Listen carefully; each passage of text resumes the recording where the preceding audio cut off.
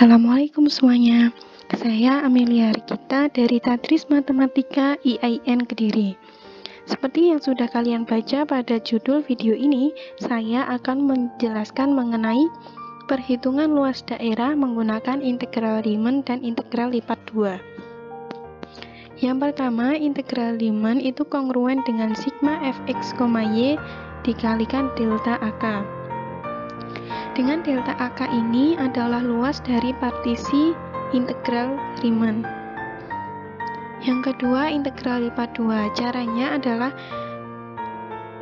kita integralkan dulu fungsi fx, y terhadap dx dengan menganggap variabel y sebagai konstanta. Selanjutnya diintegralkan lagi terhadap dy. Selanjutnya saya mempunyai fungsi fx, y sama dengan min x kuadrat plus 3y kuadrat plus 1. Dengan batasannya x lebih dari sama dengan 0 kurang dari sama dengan 4, y-nya lebih dari sama dengan 0 kurang dari sama dengan 6. Jika fungsi tersebut digambar, maka hasilnya akan seperti ini. Nah, selanjutnya kita akan menghitung menggunakan integral Riemann. Ini ilustrasi ketika kita menghitung integral Riemann, kita mempartisi daerah di bawah kurva menjadi beberapa bagian seperti ini. Di sini saya mempartisi menjadi 4 bagian. Tadi kan x-nya kurang dari 4, y-nya kurang dari 6. Saya partisi menjadi 4 bagian sehingga menghasilkan daerah 1, 2, 3, 4. Nah, fungsinya untuk apa? Nanti kita masukkan ke dalam fx1, y1 dengan x-nya diganti dengan angka 1, y-nya 1,5. Daerah kedua x-nya 3, y-nya 1,5. Maaf, daerah kedua maksudnya. Daerah ketiganya x-nya 3, y-nya 4,5. Daerah keempat, x-nya 1, y-nya 4,5. Nah, delta AK-nya adalah lebarnya ada 2, panjangnya ada 3. Jadi 2 dikali 3 sama dengan 6.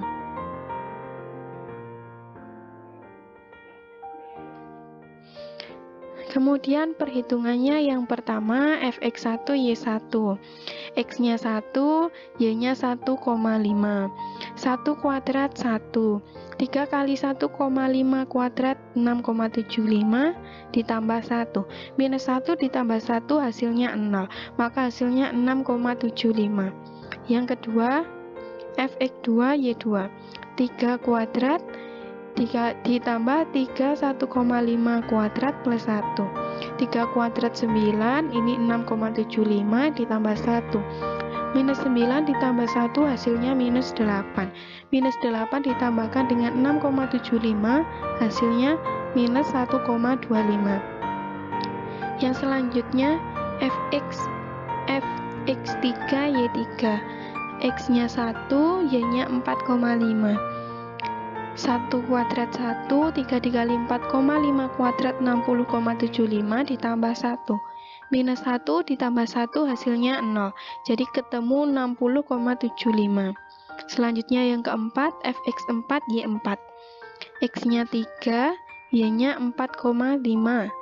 Jadi minus 9 ditambah 60,75 ditambah 1.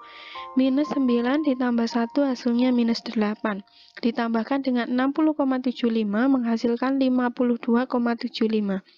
Selanjutnya berdasarkan definisi tadi, semuanya kita jumlahkan mendapatkan hasil 119. Kemudian 119 ini dikalikan dengan delta AK. Delta AK-nya ketemu 6, jadinya 119 dikali 6 hasilnya adalah 714. Yang kedua, integral lipat 2.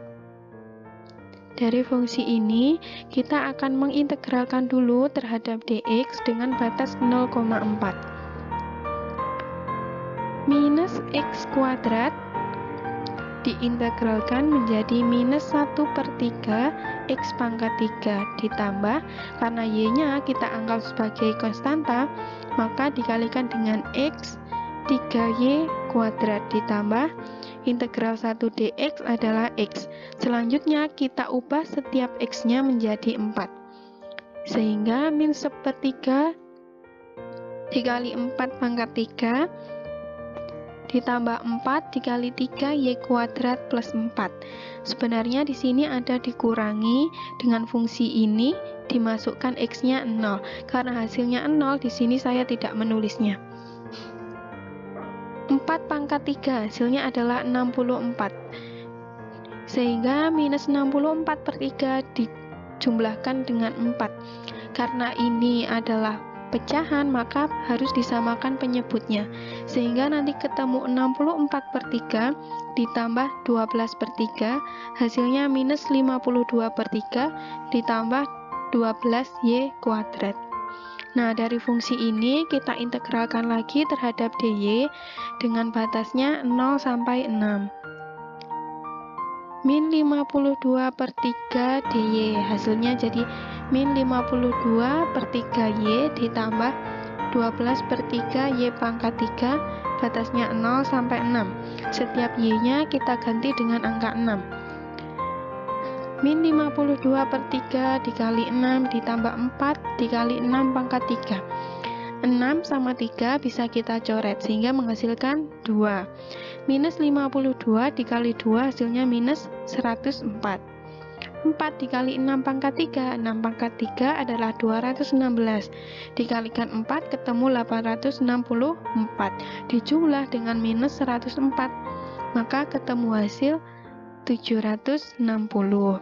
Nah, dari kedua cara tersebut dengan fungsi yang sama menghasilkan nilai yang berbeda. Kenapa bisa seperti itu? Coba perhatikan gambar ini. Ketika kita menggunakan integral Riemann, kita menghitungnya dengan mempartisipasi daerah di bawah kurva. Sedangkan di bawah kurva ini masih ada bagian-bagian yang tidak terhitung. Kalau kita menggunakan integral lipat 2, kita menghitungnya dengan cara mengiris menjadi lempengan yang sejajar dengan A sama Z. Seperti ini. Jadi, bagian daerah kurva di bawah kurva tetap terhitung. Untuk lebih jelasnya, coba perhatikan ilustrasi di bawah ini. Nah, di sini saya ilustrasikan dengan fungsi fx kuadrat. Nah, misalkan di sini saya partisi menjadi 8 bagian. 13 bagian. Maka terlihat di sini masih ada daerah di bawah kurva yang tidak terhitung oleh integral Riemann. Selanjutnya coba kita tambah partisinya, masih tetap ada daerah yang tidak terhitung.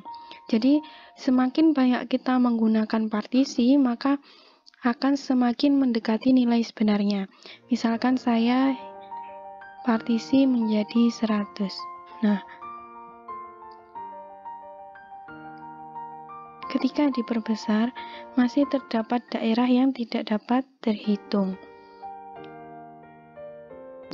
Jadi kesimpulannya adalah perbedaan terjadi karena pada perhitungan integral Riemann yang dihitung adalah balok. Tadi yang balok-balok di partisi tadi. Sedangkan bentuk yang sebenarnya bukanlah balok, melainkan balok yang bagian atasnya membentuk kurva. Sehingga bagian atas balok terdapat kemiringan. Sedangkan pada integral lipat 2, perhitungan dilakukan dengan cara mengiris lempengan yang sejajar terhadap sumbu XY. Sekian dari penjelasan saya. Terima kasih. Wassalamualaikum warahmatullahi wabarakatuh.